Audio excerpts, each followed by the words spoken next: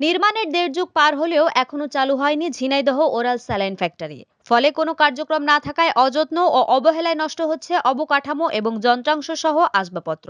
ঝোপঝাড়ে ছেয়ে গেছে ফ্যাক্টরি এলাকা। এটি চালু হলে একদিকে যেমন কর্মসংস্থানের সুযোগ হতো, অন্যদিকে খাবার স্যালাইনের সুবিধা পেত ঝিনাইদহ সহ আরো বেশ কয়েকটি জেলার মানুষ। এ ব্যাপারে স্বাস্থ্য বিভাগ বলেছে, ফ্যাক্টরিটি বারবার চালুর চেষ্টা করেও সফল হয়নি। চালু করতে আবারও কাজ করবেন। এই স্যালাইন ফ্যাক্টরিটা অনেক দিন ধরে বন্ধ আছে। এখানে স্যালাইন উৎপাদন যদি হতো তাইলে ঝিনাইদহের মানুষ স্যালাইন সংকট থেকে মুক্তি পেত। আর স্যালাইন সংকট পড়লে এখান থেকে স্যালাইন পেত। মানে আমরা চাই যে এই স্যালাইন ফ্যাক্টরিটা তাড়াতাড়ি চালু হোক। এই যে স্যালাইন ফ্যাক্টরিটা চালু করছে, ঠিক আছে, এখানে কোটি কোটি টাকা খরচ করছে, কিন্তু এটা এখনো পর্যন্ত চালু হয় নাই। বিগত ২০ বছর এখানে পড়ে আছে এভাবেই। আমরা শুনছি এখানে অনেক মেশিনপত্রও আসছে, কিন্তু সেইগুলো অচল হয়ে যাচ্ছে। আমরা চাচ্ছিলাম যে এটা সরকার যেন তাড়াতাড়ি চালু করে। ঝিনাইদহ জেলা শহরের মদনমোহন পাড়ায় ২ তলা বিশিষ্ট এই ভবনটি নির্মাণের কাজ শুরু হয় ২০০৫ সালের ২২ অক্টোবর।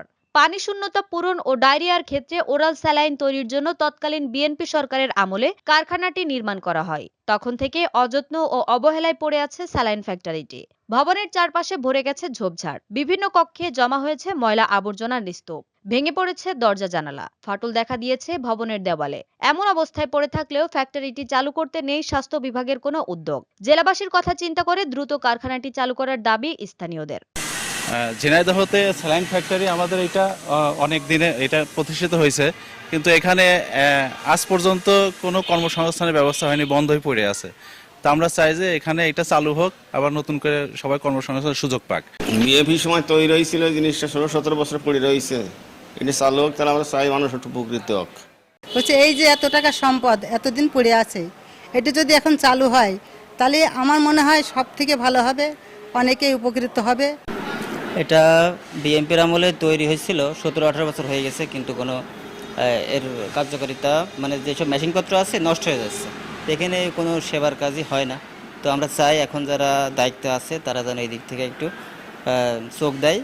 স্বাস্থ্য বিভাগ বলেছে, নির্মাণ করার পর একটি মেশিন তারা পেয়েছেন, কিন্তু অনুমোদন না পাওয়ায় এখনো চালু করা সম্ভব হয়নি।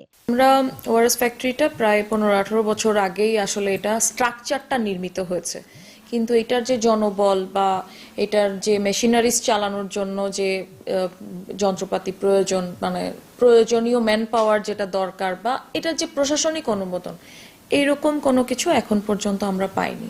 শুধুমাত্র বিএনপির উন্নয়নমূলক কর্মকাণ্ড বিধায় পরবর্তী সরকার এই স্যালাইন ফ্যাক্টরি আর চালু করেনি। এর ফলে এলাকার সাধারণ মানুষ স্বল্প মূল্যে স্যালাইন প্রাপ্তি থেকে বঞ্চিত যেমন হয়েছে, তেমনিভাবে সরকারেরও আর্থিক ক্ষতি হয়েছে। স্বাস্থ্য বিভাগের দেওয়া তথ্য মতে ৯৮,৩৪,১৮৯ টাকা ব্যয়ে এই ভবনটি নির্মাণ করে স্বাস্থ্য প্রকৌশল অধিদপ্তর। ফ্যাক্টরিটি ২০০৫ সালের ২২ অক্টোবর নির্মাণ কাজ শুরু হয়, শেষ হয় ২০০৮ সালের ২১ আগস্ট। ঝিনাইদহ থেকে বশির আহমেদের তথ্য ও ভিডিও চিত্রে ডেস্ক রিপোর্ট।